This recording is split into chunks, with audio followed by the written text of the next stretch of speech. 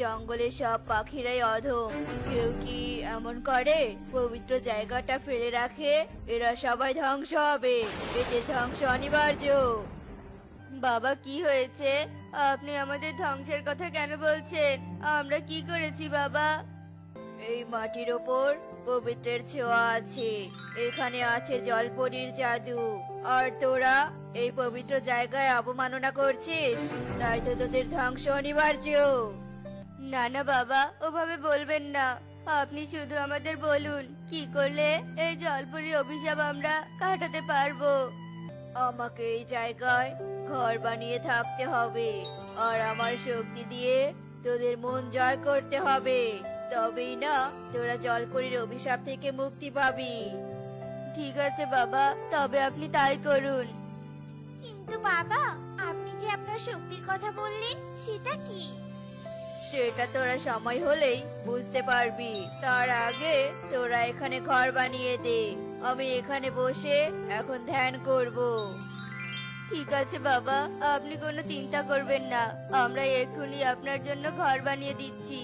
এই, তোরা এখনো সবাই এখানে দাঁড়িয়ে আছিস? তাড়াতাড়ি চল, কাঠখড়িতে জোগাড় করতে হবে। এরপর বান্টির কথা মতো সব পাখিরা কাঠখড়ি জোগাড় করে নিয়ে আসে, আর খুব দ্রুতই সাধুর জন্য একটা ঘর বানিয়ে নেয়, আর সাধু সেই ঘরে ধ্যান করার জন্য প্রস্তুতি নেয়। এবার তোরা সবাই নিজেদের বাড়ি ফিরে যা, আমি এখন জলপরীর ধ্যানে বসবো, আর কাল সকালে সবাই প্রস্তুত থাকবি, আমি তোদের আমার শক্তির প্রয়োগ ঘটিয়ে দেখাবো। আচ্ছা ঠিক আছে বাবা।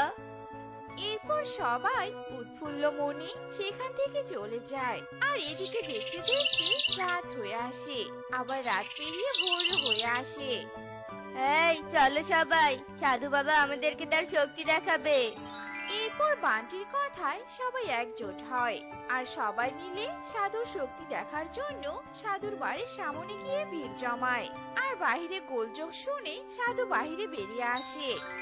তোরা সবাই এসেছিস, যা এবার সবাই ওই পুকুরের চারপাশে গিয়ে দাঁড়িয়ে পড়, কারণ ওই পুকুরটাতেই যে জলপরী আছে, আর আমি পুণ্যের কাজ করেছিলাম বলেই জলপরী আমাকে ক্ষমতা দান করেছেন। ঠিক আছে সাধু বাবা, আমরা এক্ষুনি যাচ্ছি। আরে, সাধু বাবা তো দেখছি দান বাক্স রেখে দিয়েছে। এই শোনো সবাই, সাধু বাবা চলে আসার আগেই চলো আমরা কিছু টাকা এই বাক্সতে ফেলে দেই। তাহলে তো আমাদের তাড়াতাড়ি করতে হবে, কারণ সাধু বাবা যে প্রায় চলেই এসেছে। এরপর সবাই মিলে দান বাক্সতে টাকা ফেলে দেয়, আর এদিকে সাধু এসে পুকুর পাড়ে দাঁড়িয়ে মন্ত্র পড়তে শুরু করে। ছিরিম ছট। মন্ত্র পড়া শেষে সাধু জলের উপর নেমে পড়ে, আর সুন্দরভাবে জলের উপর দিয়ে হাঁটতে থাকে, আর তা দেখে সবাই খুশিতে হাততালি দিতে থাকে। সত্যি তো, সাধু বাবার অনেক শক্তি, সাধু বাবার জয় হোক। তোরা সবাই আমাকে খুশি মনে যা দান করলি, আমি এগুলো নিয়ে আমার কোষাগারে রেখে দিব, আর সব গরিবদের মাঝে বিলিয়ে দিব। সাধু বাবা, আপনি এত উদার, আমরা তাহলে এখন থেকে আপনাকে আরো বেশি টাকা দান করব, যাতে করে সব গরিব পাখিরা আপনার কাছ থেকে উপকৃত হতে পারে। টুনির কথা শুনে সবাই আবেগী হয়ে যায়, আর সাধুকে অন্ধভাবে বিশ্বাস করে আরো বেশি বেশি টাকা দান করতে থাকে। আর এভাবেই প্রায় প্রতিদিনই সাধু নিজের ক্ষমতা দেখিয়ে সব পাখিদের কাছ থেকে অনেক টাকা হাতিয়ে নিতে থাকে। এমনি এক রাতে বান্টি সাধুর বাড়িতে আসে। সাধু বাবা, দরজা খুলুন তাড়াতাড়ি। কি হয়েছে রে বাছা, তুই এত রাতে আমার দরজায় কেন কড়া নেড়েছিস? বাবা, আমিও আপনার মতো শক্তি চাই, আপনি আপনার জলপরীকে বলুন আমাকে শক্তি দিতে, আর নয়তো আমার সাথে আপনার সেই জলপরীর দেখা করিয়ে দিন। শক্তি পাওয়া অত সোজা নয়, তুই তো খুব সহজেই বলে ফেললি, কিন্তু আমাকে এটা অর্জন করতে অনেক ত্যাগ স্বীকার করতে হয়েছে, অনেক কঠিন তপস্যা করতে হয়েছে আমাকে, তবেই না জলপরী খুশি হয়ে আমাকে বর দিয়েছেন। কি সেই ত্যাগ, কি সেই তপস্যা, বলুন না সাধু বাবা। আমি সেটা করতেই রাজি, তবু আমি চাই আপনার মতো শক্তিশালী হতে। না রে না, তা একদম হয় না। তুই এখন বাড়ি ফিরে যা। না বাবা, দয়া করে আপনি বলুন না কি করলে আমি জলপরীর দেখা পাবো। দয়া করে বলুন না সাধু বাবা। আচ্ছা ঠিক আছে, তুই যখন এত করেই বলছিস, তখন আমি তোর জন্য পরিশ্রম করব। তার জন্য তোকে কিছু জিনিস আনতে হবে। কি সেই জিনিস বলুন বাবা, আমি সেটা করতেই রাজি।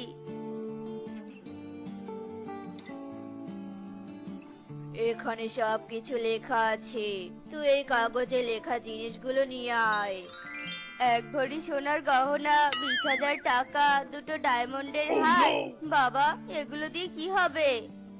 এগুলো জলপরীকে উৎসর্গ করে আমাকে ধ্যান করতে হবে। আর আমাদের ধ্যানে যদি জলপরী সন্তুষ্ট হয়, তাহলে তিনি আমাদের দেখা দিবেন। শুধু যে দেখা তা নয়, তোকে তোর শক্তিগুলোও দিবে। আচ্ছা ঠিক আছে বাবা, আমি এক্ষুনি গিয়ে নিয়ে আসছি। বান্টি সাধুর দেয়া কাগজটা নিয়ে বনের ভেতর দিয়ে হাঁটতে থাকে, আর হাঁটতে হাঁটতে মাঝ পথে গিয়ে থেমে যায়। এই এতগুলো জিনিস আমি এত অল্প সময়ের মাঝে কি করে কিনবো? কিন্তু না কিনলেও তো আমি জলপরীর দেখা পাবো না। আর যদি আমি একবার জলপরীর দেখা পেয়ে যাই, তাহলে আমার কাছে অনেক শক্তি থাকবে। আর আমি সেই শক্তিগুলো দিয়ে পুরো জঙ্গলকে কব্জা করতে পারবো। না না না, আমি পিছু পা হব না। আমার কাছে যা টাকা আছে, আমি সেগুলো দিয়েই বরং গহনাগুলো কিনে আনতে পারবো। বান্টি আর কোনো কিছু না ভেবে সোজা বাজারে চলে যায়, আর গহনাগাটি সব কিনে সাধুর কাছে নিয়ে আসে। বাবা, আমি আপনার কথা মতো সব এনেছি। আপনি তাড়াতাড়ি যজ্ঞ করতে বসুন। বসবো তো বটে, তবে তোর ওই কটা জিনিসে হবে না রে বাছা। তোকে যে আরো গহনা আনতে হবে, তবেই সম্ভব। এখনই তো কত জিনিস নিয়ে এলাম, এখনই আবার গয়না কেনার মতো তো আমার কাছে আর কোনো টাকা পয়সাই নেই। তাহলে বাবা, তুই শক্তির আশা একদম ছেড়ে দে, আর বাড়ি ফিরে গিয়ে হাত পা গুটিয়ে বসে থাক। না না বাবা, তা নয়, আমি এক্ষুনি সবকিছু নিয়ে আসছি। প্রয়োজনে আমি আমার সব সম্পত্তি নষ্ট করে দিব, তবু আমার শক্তি চাই চাই। এই বলে বান্টি নিজের বাড়িতে ফিরে যায়।